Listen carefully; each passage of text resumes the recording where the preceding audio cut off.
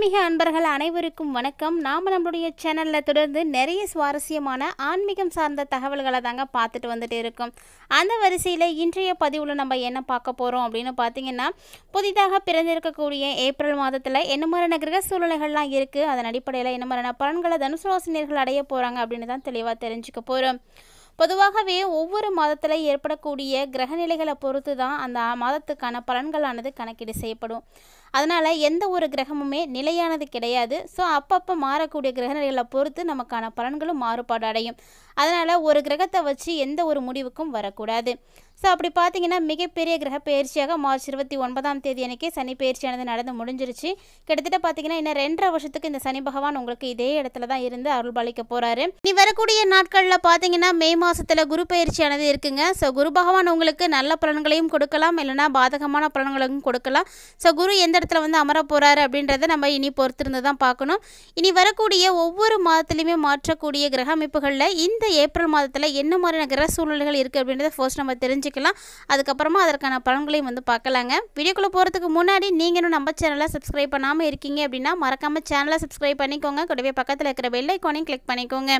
அப்போ தான் நாங்கள் போடக்கூடிய வீடியோக்கள் எல்லாமே உங்களுக்கு நோட்டிஃபிகேஷனாக உடனுக்குடன் வந்தடையும். நீங்களும் பார்த்து பயன்பெறலாம். வாங்க வீடியோக்குள்ளே போகலாம். 2025ஆம் ஆண்டினுடைய 4வது மாதம் தாங்க ஏப்ரல் மாதம். இந்த மாதத்தில் இருக்கக்கூடிய கிரகநிலைகள் எப்படி இருக்குன்னு பார்த்தீங்கன்னா, குரு பகவான் ரிஷப ராசியிலும், செவ்வாய் பகவான் மிதுன ராசியிலும், கேது பகவான் கன்னி ராசியிலும், சூரியன், சந்திரன், புதன், சுக்கிரன், ராகு அப்படின்ற 5 கிரகங்களுடைய சேர்க்கையானது மீன ராசியிலும் வந்து ஏற்பட்டிருக்கு. இந்த 5 கிரகங்களுடைய சேர்க்கை மீன ராசியில் ஏப்ரல் 10ஆம் தேதி வரைக்கும் வந்து இருக்க போகுதுங்க. அதுக்கப்புறமா ஒரு சில கிரகங்களுடைய மாற்றங்கள் அப்படிங்கிறது ஏற்பட ஆரம்பிச்சிடும். ஆனாலுமே இந்த ஏப்ரல் மாதத்தினுடைய தொடக்கத்திலே பார்த்தீங்கன்னா அற்புதமான ஒரு யோகமும் வந்து இருக்குது. அதாவது கஜகேசரி ராஜயோகமானது ஆரம்பத்திலே வந்து இருக்குது. ஸோ ரொம்ப ரொம்ப சூப்பரான ஒரு யோகமும் கூட. இந்த யோகத்தின் மூலமாகவும் நல்ல ஒரு மாற்றங்கள் தனுசு ராசி நண்பர்களுக்கு வந்து கிடைக்கும்.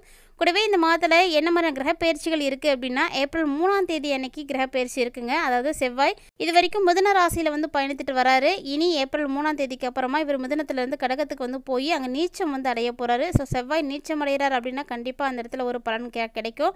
அதைத் தொடர்ந்து ஏப்ரல் 14ஆம் தேதி அன்னைக்கு சூரியனுடைய பயிற்சிங்க. சூரிய பகவான் மீனராசியில் இது வரைக்கும் பயணித்துட்டு வராரு. ஏப்ரல் 14ஆம் தேதிக்கு அப்புறமா இவர் மேசராசிக்கு வந்து போக போகிறாரு. ஸோ இந்த ஒரு சூரியனுடைய பயிற்சி தான் நமக்கு தமிழாண்டு, அதாவது தமிழ் புத்தாண்டு அப்படின்னு சொல்லுவாங்க. எப்போதுமே சூரியன் எந்த இடத்துல இருக்கிறாரோ அதை வைத்து தான் ஒவ்வொரு தமிழ் மாதமும் வந்து கணக்கீடு பண்ணுவாங்க. ஸோ சூரியன் மேசராசிக்கு போகக்கூடியதில் தமிழ் புத்தாண்டு சித்திரை மாதத்தினுடைய பிறப்பாக வந்து இருக்குது. ஸோ இதை தொடர்ந்து இந்த மாதத்தில் விசேஷமான நாட்கள் இருக்கா அப்படின்னா நிறைய நாட்கள் இருக்குங்க. ஏப்ரல் 1ஆம் தேதி நேற்று கார்த்திகை விரதம் செவ்வாய்க்கிழமையோடு வந்தது. யாரெல்லாம் முருகப்பெருமான வழிபாடுகள் செய்தீங்க அப்படின்றத மறக்காமல் வந்து கமெண்ட் பண்ணுங்கள். அடுத்ததாக ஏப்ரல் 5ஆம் தேதி அன்றைக்கி வாஸ்து நாள் வந்திருக்கு. ஸோ நிலம் சம்மந்தப்பட்ட பிரச்சனைகள் இருக்கக்கூடியவங்க அந்த வாஸ்து நாளை கண்டிப்பாக யூஸ் பண்ணுங்கள். ஏப்ரல் 6ஆம் தேதி அன்றைக்கி ராம நவமி, ராமபிரான் அவதரித்த ஒரு நாள். இந்த நாளில் நம்ம ராமபிரான வழிபாடுகள் செய்வது நமக்கு நன்மைகளை கொடுக்கும். ஏப்ரல் 11 அன்றைக்கி பங்குனி உத்திரம். அடுத்ததாக ஏப்ரல் 12ஆம் தேதி அன்று பௌர்ணமி. ஏப்ரல் 14ஆம் தேதி அன்றைக்கி சித்திரை பிறப்பு. அடுத்ததாக ஏப்ரல் 24ஆம் தேதி அன்றைக்கி வாஸ்து நாளுங்க. இன்னொரு வாஸ்து நாள் வந்திருக்கு. அதாவது தமிழ் மாத கணக்கின்படி பார்த்தீங்கன்னா சித்திரை மாதத்தில் வரக்கூடிய வாஸ்து நாளாக இது இருக்கும். ஏப்ரல் 27ஆம் தேதி அன்றைக்கி அமாவாசை. ஏப்ரல் 30ஆம் தேதி அன்றைக்கி அட்சய திருதியை. ஸோ இதுதான் ஏப்ரல் மாதத்தில் இருக்கக்கூடிய விசேஷமான நாட்கள். இந்த மாதத்தில் என்ன மாதிரியான விசேஷ நாட்கள் இருக்குது, என்ன மாதிரியான கிரக சூழ்நிலைகள்லாம் இருக்குது, இதை பற்றி எல்லாம் தெளிவாக பார்த்துருப்பீங்கன்னு நினைக்கிறேன். இதன் அடிப்படையில் தாங்க தனுசு ராசி நேயர்களுக்கு பலன்கள் எப்படி இருக்க போகுது அப்படின்றத பார்க்க போகிறோம். ஸோ தனுசு ராசி நேயர்களை பொறுத்த வரைக்கும் கடந்த ஒரு சில மாதங்களோடு நீங்கள் இந்த மாதத்தை ஒப்பிட்டு பார்த்தீங்க அப்படின்னா ஏப்ரல் மாதம் உங்களுக்கு பல மாத கோள்களுடைய பயிற்சிகள் வந்து இருக்குது. ஸோ எல்லாமே உங்கள் ராசிக்குவே கணிசமான ஒரு தாக்கத்தை ஏற்படுத்தக்கூடிய வகையில் தான் வந்து மாறுது. இதனால் தனுசு ராசி நேயர்களுக்கு இந்த மாதம் எப்படி இருக்க போகுது, தொழிலில் வளர்ச்சி இருக்குமா, வேலை, திருமணம் சார்ந்த விஷயங்கள்லாம் எப்படி இருக்குது அப்படின்றது எல்லாத்தையும் நம்ம தெளிவாக பார்க்கலாங்க. கடந்த சில மாதங்களோட விட இந்த மாதம் உங்களுக்கு பரவாயில்ல அப்படின்னு தான் வந்து தோணும். ஏன்னா அந்த அளவுக்கு உங்களுக்கு கொஞ்சம் நல்லது நடக்க ஆரம்பிச்சிருச்சு. அதாவது உங்களுடைய உழைப்புக்கு முயற்சிக்கு ஏற்ற வெகுமதிகள் இந்த டைமில் உடனே வந்து கிடைக்குங்க. ஸோ கவலைப்படாமல் முயற்சி பண்ணுங்கள். ஒருவேளை தொழில் செய்கிறீங்க, வேலை செய்கிறீங்க, வியாபாரம் செய்கிறீங்க அப்படின்னா சின்னதாக உங்களுக்கு முன்னேற்றத்தை நீங்கள் வந்து பார்க்கலாம். கண்டிப்பாக கண் கூட வந்து பார்ப்பீங்க. அதனால் எந்த ஒரு மாற்றமும் கிடையாது. ஆனால் நீங்கள் நினைக்கிற மாதிரி பெரிய அளவில் மாற்றங்கள் நினைக்குமா, அதாவது நீங்கள் எதிர்பார்க்குற மாதிரி மாற்றங்கள்லாம் உடனுக்குடன் நடக்குமா அப்படின்னா நடக்காது அப்படின்றது தான் உண்மையான ஒரு விஷயம். அதனால் கொஞ்சம் பொறுமையாக தான் இருக்கணும். அதே போல் வாழ்க்கை துணை இல்லைனா உங்களுடைய குடும்பம் சம்மந்தப்பட்ட விஷயங்கள்லாம் எப்படி இருக்குன்னா ரொம்ப ரொம்ப சிறப்பாக இருக்கும். கவலைப்படுறதுக்கு ஒன்றுமே கிடையாது. அதில் தனிப்பட்ட விஷயங்களை மட்டும் யாருக்கிட்டையும் வந்து நீங்கள் சொல்லிக்க வேண்டாம். அதனால் இந்த காலகட்டங்களில் ரொம்பவே அதன் மூலமாக நல்ல ஒரு பலன்கள் உங்களுக்கு கிடைக்கும். மேலும் நிதி ரீதியாக எந்த ஒரு பிரச்சனையும் இருக்காது. ஸோ பொருளாதார ரீதியாக நல்லாவே இருப்பீங்க. திருமணம், காதல் இது போன்ற விஷயங்கள் எல்லாம் எப்படி இருக்கும் அப்படின்றத பார்க்கணும். ஏன்னா நம்மளுடைய வாழ்க்கையினுடைய மிகப்பெரிய பகுதி அப்படின்னா அது குடும்ப வாழ்க்கை தான். ஸோ குடும்ப வாழ்க்கையில் இருக்கக்கூடியவர்கள், குடும்ப உறவுகள் மற்றும் வாழ்க்கை துணையோடெல்லாம் ரொம்ப ரொம்ப சிறப்பாக அவங்களால இருக்க முடியும். மகிழ்ச்சியானது நிறைந்திருக்கு. திருமண உறவில் நல்ல ஒரு நெருக்கம், இணக்கம் இதெல்லாமே அதிகரிக்க ஆரம்பிக்கும். ஆனால் காதலிக்கக்கூடியவங்களுக்கு எந்த விதமான பிரச்சனையும் வராமல் இருக்கணும் அப்படின்னா கண்டிப்பாக 3ஆம் நபர்களுடைய தலையீட்டை நீங்கள் அனுமதிக்கவே கூடாது. முன்னாடி 3ஆவதாக குறுக்க வரவங்க தான் அவங்கள கலைச்சி விட்டு போயிடுவோம். ஸோ அதனால் கவனமாக இருந்துக்கோங்க.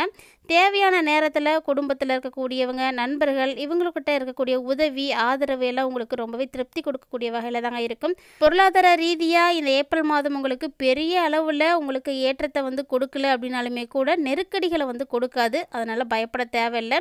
இந்த காலத்தில் நீங்கள் முதலீடுகள் செய்வதை முதல்ல தவிர்த்துக்கோங்க. அப்படி ஒருவேளை நீங்கள் செய்கிறீங்க அப்படின்னா அதுலேருந்து உங்களுக்கு லாபம் கண்டிப்பாக கிடைக்காது. நஷ்டங்கள் தான் ஏற்படுறதுக்கு நிறைய சாத்தியக்கூறுகள் இருக்குது. ஸோ அதே போல் யாருக்கும் எப்போதும் பணத்தை கடனாக கொடுக்காதீங்க. கடனாக ஒருவேளை நீங்கள் கொடுக்குறீங்க அப்படின்னா அந்த பணம் திரும்ப கிடைக்கிறது கூட ரொம்ப ரொம்ப கஷ்டமாக இருக்கும். ஸோ அதனால் ரொம்ப கவனமாக இருங்க. திரும்ப கிடைக்கிறது கஷ்டம் அப்படிங்கிறது மட்டும் இல்லாமல் உறவுகளையும் பாதிக்கக்கூடிய வகையில் இருக்கும்.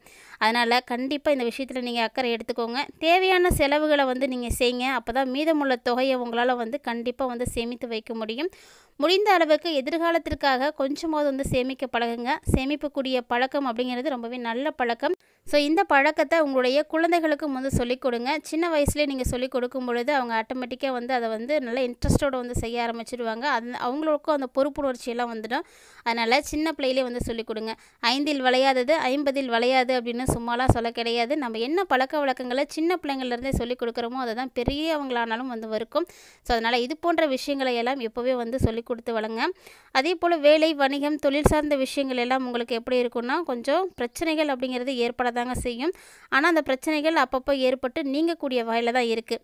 ஸோ அதனால் பெருசாக பயப்பட வேண்டாம். அதே போல் புதுசாக ஏதாவது வியாபாரம் செய்யணும் அப்படின்னு நினைக்கிறீங்க அப்படின்னா இந்த காலகட்டங்களில் அதையெல்லாம் முதல்ல தவிர்த்துக்கோங்க. ஏற்கனவே செய்துட்ருக்கக்கூடிய பணிகளை நீங்கள் தொடர்ந்து செய்யுங்க. அதுவே உங்களுக்கு நிறைய பிரச்சனைகளை தான் ஏற்படுத்தி கொடுக்க இருக்குது. ஸோ புதுசாக எந்த ஒரு விஷயத்துலையும் அகலக்கால் வைக்காமல் இருக்கிறது நல்லது தாங்க. முடிஞ்ச அளவுக்கு இந்த காலகட்டங்களில் உத்தியோகத்துலேயும் பார்த்தீங்கன்னா உங்களுடைய பணி அப்படிங்கிறது பாராட்டப்படக்கூடிய வகையில் இருக்கும். ஸோ உங்களுக்கு நல்ல வாய்ப்புகளும் கிடைக்கும். ஆனாலுமே அப்பப்போ சின்ன சின்ன தடைகள் நீங்கள் பார்க்க வேண்டியதாக இருக்கும். புதுசாக வேலைக்கான வாய்ப்புகள் உங்களை தேடி வரும் பொழுது அதை நீங்கள் நல்லா ஆராய்ஞ்சு பார்த்துட்டு இது உங்களுக்கு ஆப்டாக இருக்கா அப்படின்றத பார்த்துட்டு நீங்கள் அதுக்கப்புறமா செலக்ட் பண்ணிக்கோங்க. ஏன்னா நீங்கள் போய் அதில் மாட்டிக்கக்கூடாது. உங்களுக்கு தெரியக்கூடிய விஷயங்கள் நீங்கள் செய்கிறது தான் நல்லது. அப்போ தான் புதிய வேலைக்கு மாறுவது கூட புத்திசாலித்தனமாக இருக்கும். இந்த வேலை நல்லா தானே இருக்கும் அப்படின்றதுக்காக நல்லா செய்துட்ருக்கக்கூடிய வேலையை விட்டுட்டு போய் மாட்டிக்காதீங்க. அதனால் யோசித்து செய்யுங்க. அது மட்டும் இல்லாமல் இந்த காலகட்டங்களில் தனுசு ராசினியர்கள் கவனமாக இருக்க வேண்டிய விஷயம் என்னவா இருக்குது அப்படின்னா இந்த காலகட்டங்களில் உங்களுக்கு சிக்கல்கள் அப்படிங்கிறது பெரிய அளவில் இருக்காது. ஆனால் பண விஷயத்தில் கண்டிப்பாக நீங்கள் இந்த காலகட்டங்களில் சிக்கனமாக இருக்கணும் அப்படிங்கிறது தான் முக்கியமான விஷயம். யாருக்கும் எப்போதும் கடன் கொடுக்காதீங்க. அதே வியாபாரம் செய்யக்கூடிய நண்பர்களாக இருக்கீங்க அப்படின்னா இந்த காலகட்டங்களை பொறுத்த வரைக்கும் உங்களை தொழிலை விரிவுபடுத்தணுமோ அல்லது வேற ஒரு இடத்துக்கு மாற்றணுமோ இல்லை இது போல் இல்லாமல் புதுசாக வேறு ஏதாவது ஒரு தொழில் தொடங்கணுமோ அப்படின்னா அதுக்கு கண்டிப்பாக இந்த ஏப்ரல் மாதம் ஆப்டான மாதம் கிடையாது. அதனால் இந்த விஷயத்தில் இந்த ஏப்ரல் மாதத்தில் நீங்கள் செய்யாதீங்க. ஏற்கனவே செய்துட்ருக்கக்கூடிய வேலை எதுவோ அதே போல் நீங்கள் செய்துட்டு வாங்க. புதுசாக எதுவும் மாற்ற நினச்சி அதில் போய் மாட்டிக்காதீங்க. ஏன்னா ஏப்ரல் மாதத்தில் இருக்கக்கூடிய கிரக சூழ்நிலைகள் எல்லாம் உங்களுக்கு அப்படி தான் அமைஞ்சிருக்கு. பெரிய அளவில் உங்களுக்கு நல்ல ஒரு லாபமோ பெரிய அளவில் ஒரு முன்னேற்றமோ ஏற்படும் அப்படின்லாம் சொல்ல முடியாது. அதனால் இருக்கிறதையும் இழந்துடக்கூடாது அப்படிங்கிறதுக்காக தாங்க சொல்கிறோம். எந்த ஒரு விஷயமா இருந்தாலும் சிந்தித்து செயல்படுங்க. புதுசாக எதுவும் செய்ய வேணாம். ஏற்கனவே செய்துட்ருக்க மாதிரியே செய்துட்டு வாங்க. பெரிய அளவில் நீங்கள் எதுக்காகவும் ஆசைவும் படாதீங்க. ஏன்னா இந்த டைமில் எதுவுமே நடக்க போகிறது கிடையாது. இந்த ஏப்ரல் மாதத்தை பொறுத்த வரைக்கும் உங்களுக்கு சின்ன சின்ன தடங்கல்கள் அப்படிங்கிறது அப்பப்போ வந்துட்டு தான் போயிட்டு இருக்கும். இருந்தாலுமே கூட உங்களுடைய மனதுக்கு அமைதி வேண்டும் அப்படின்னு நினச்சிங்கன்னா உங்களுக்கு இஷ்டமான தெய்வத்தை வழிபாடு செய்யுங்க. அதுவும் சொல்லப்போனால் தனுசு ராசி என்பவர்கள்லாம் உங்களுடைய குலதெய்வத்தை இந்த காலகட்டங்களில் வழிபாடு செய்துட்டு வருவது தான் சிறப்பான பலன்களை கொடுக்கும். உங்களுடைய குலதெய்வம் அருகில் தான் இருக்குது அப்படின்னா மாதம் மாதமாவது கண்டிப்பாக போகிறதுக்கு முயற்சி பண்ணுங்கள். ஒருவேளை தூரமாக இருக்குது போகவே முடியாது அப்படின்னா வருஷத்துக்கு ஒரு தடவையாவது போயிட்டு வாங்க. அப்படியே உங்களால் எங்கேயுமே போக முடியலன்னா வீட்டிலேயே குலதெய்வத்தை நினைத்து வழிபாடுகள் செய்யுங்க. அவங்களுடைய அருளாசி நிச்சயம் உங்களுக்கு வந்து கிடைக்கும். இந்த பதிவில் தனுசு ராசி நேயர்களுக்கு வரக்கூடிய இந்த ஏப்ரல் மாதம் முழுக்க என்ன மாதிரியான பலன்கள் கிடைக்க போகுது அப்படின்றத தெளிவாக பார்த்துருப்பீங்கன்னு நினைக்கிறேன். வீடியோ உங்களுக்கு பிடிச்சிருந்தா லைக் பண்ணுங்கள், ஷேர் பண்ணுங்கள், மறக்காமல் கமெண்ட் பண்ணுங்கள். இது மட்டும் கிடையாதுங்க, இது போல் நிறைய இன்ட்ரெஸ்டிங்கான ஆன்மீகம் சார்ந்த தகவல்களானது நம்மளுடைய சேனலில் தினந்தோறுமே பதிவேற்றம் செய்துட்டு தான் இருக்கும். அதையெல்லாம் நீங்கள் இன்ன வரைக்கும் பார்க்கலன்னா மறக்காமல் விசிட் பண்ணி பார்த்து பயன்பெறுங்க. மேலும் இது போல் சுவாரஸ்யமான தகவல்களோட மற்றொரு பதிவில் சந்திக்கலாம்.